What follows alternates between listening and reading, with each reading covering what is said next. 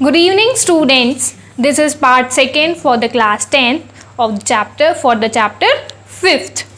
In this video, we will talk about the other definitions. Those are given by the other scientists. In our last video, we had discussed about the definition given by the Arrhenius and the basic concept about the acid and base. हमने acid और base के बारे में एक basic concept build कर लिया कि हम उसको पहचानते कैसे हैं, उनमें difference क्या है.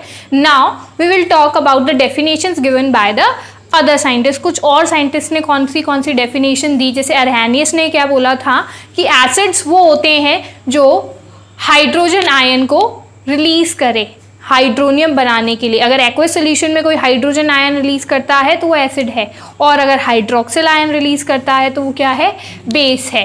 अब नेक्स्ट उसकी बात इसलिए पॉसिबल नहीं थी या उसको इसलिए क्रिटिसाइज किया गया क्योंकि वहाँ उसने करी थी बात किसकी, हाइड्रोजन और हाइड्रोक्सिल आयन यानी ऑक्सीजन और हाइड्रोजन की. बट हमारे पास ऐसे भी कुछ एसिड्स और बेसिस हैं जिनके अंदर ना हाइड्रोजन है ना ऑक्सीजन है. So how they are become the acids and the base. इसके बाद जो कॉन्सेप्ट दिया था वो दिया था ब्रॉन्स्टेड एंड लॉरी. ब्रॉन्स्टेड और लॉरी दो अलग अलग क्या हैं, साइंटिस्ट हैं जिन्होंने साथ में मिलकर के इसके ऊपर काम किया, एसिड और बेस के ऊपर. इनका कहना था एसिड्स आर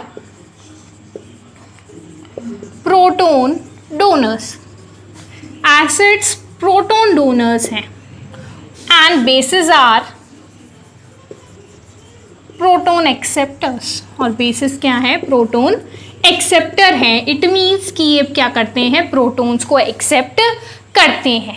अब यहाँ इसने बात ये कही, इन दोनों ने बात ये कही कि जो प्रोटोन को डोनेट करे. Proton means positive charge. We all know that in an atom there are 3 things. एक एटम में 3 चीज़ें होती है. उसके न्यूक्लियस में 2 तरह के पार्टिकल्स होते हैं, एक न्यूट्रल यानी न्यूट्रॉन, एक पॉजिटिवली चार्ज यानी प्रोटॉन, और बाहर आउटर मोस्ट ऑर्बिट में नेगेटिवली चार्ज इलेक्ट्रॉन्स. सो यहाँ इन्होंने बात करी इस पॉजिटिवली चार्ज प्रोटॉन के बारे में.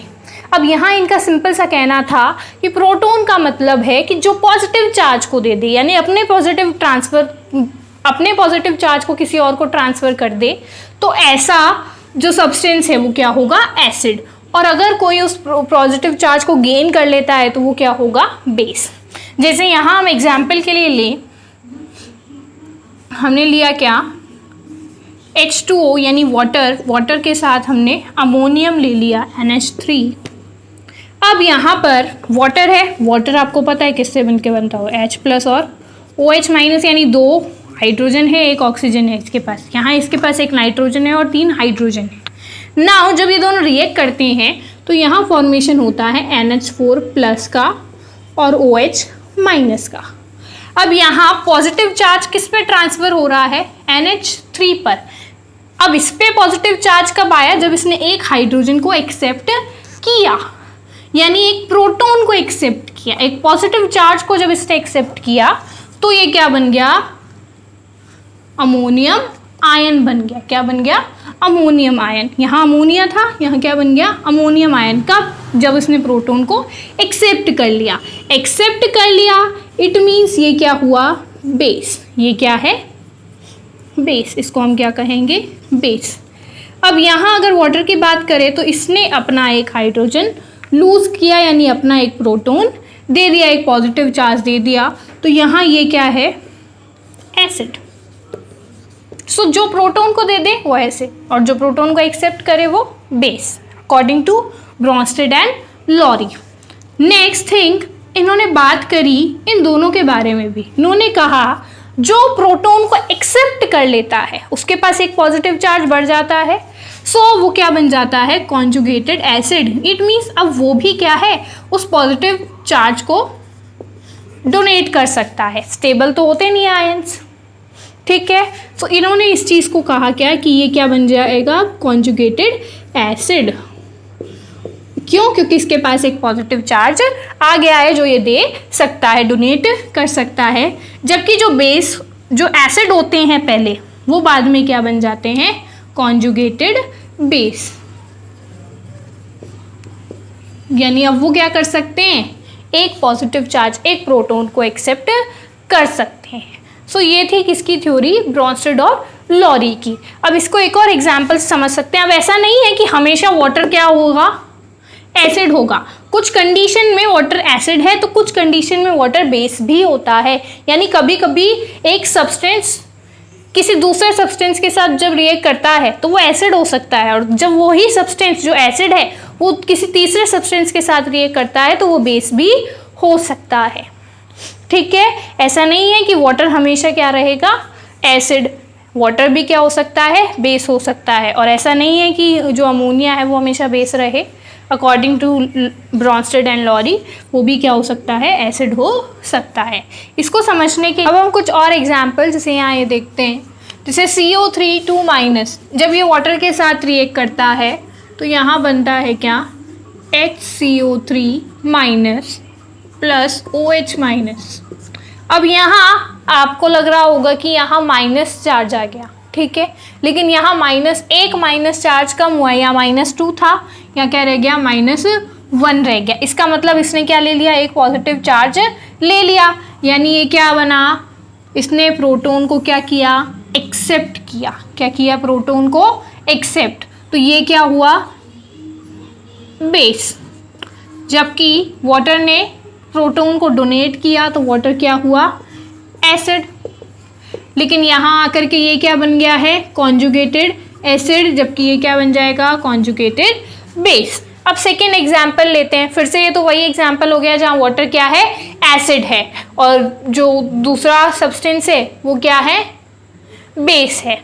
अब यहाँ देखो, यहाँ जब ये दोनों रिएक्ट करते हैं तो यहाँ बनता है H3O+, यानी हाइड्रोनियम आयन प्लस, यहाँ क्या रह जाता है, फ्लोराइड आयन बच जाता है। सो इट मीन्स यहाँ इसने क्या किया, एक प्रोटॉन एक्सेप्ट किया तो ये क्या हो गया, बेस। जबकि इसने प्रोटॉन डोनेट किया तो ये क्या है, एक एसिड। और ये क्या बन गया है, कॉन्जुगेटेड एसिड, जबकि ये क्या बन गया है, कॉन्जुगेटेड बेस। ऐसे ही जब HCl और वाटर रिएक्ट करते हैं तो यहाँ क्या बनता है, हाइड्रोनियम आयन प्लस Cl- बचता है, यानी क्लोरीन आयन, क्लोराइड आयन बचता है। सो यहाँ पर ये क्या हुआ, एक एसिड। क्यों, क्योंकि इसने प्रोटॉन डोनेट कर दिया। जबकि ये क्या है, एक बेस।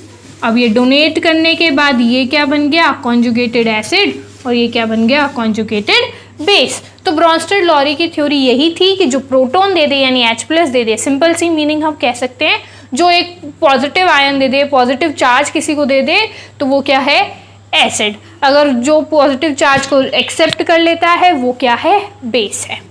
ये किसका कहना था, ब्रॉन्स्टेड और लॉरी का। बट इसमें भी कुछ क्या थी, कमियां। अब यहाँ कमियां क्या रह गई, जैसे BF3 है,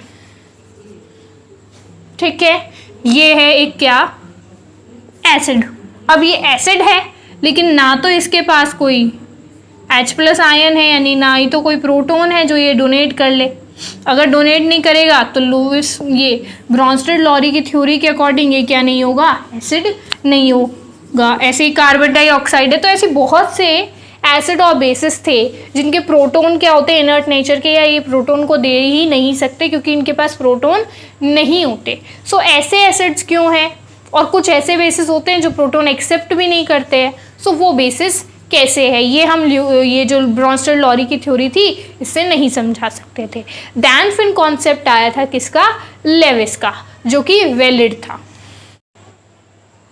नाउ आई कैन होप कि आपको लोन पेयर्स क्या होते हैं ये समझ आया होगा, और वो किस तरह से अपने आप को किसी और के ऑर्बिट में डालते हैं, पोर करते हैं और बॉन्ड्स बनाते हैं। इस तरह के बॉन्ड को हम कोऑर्डिनेट बॉन्ड कहते हैं। अब हम एक एग्जांपल देख रहे थे BF3 और NH3 का, कि ये BF3 और NH3 क्या करते हैं, आपस में रिएक्ट करते हैं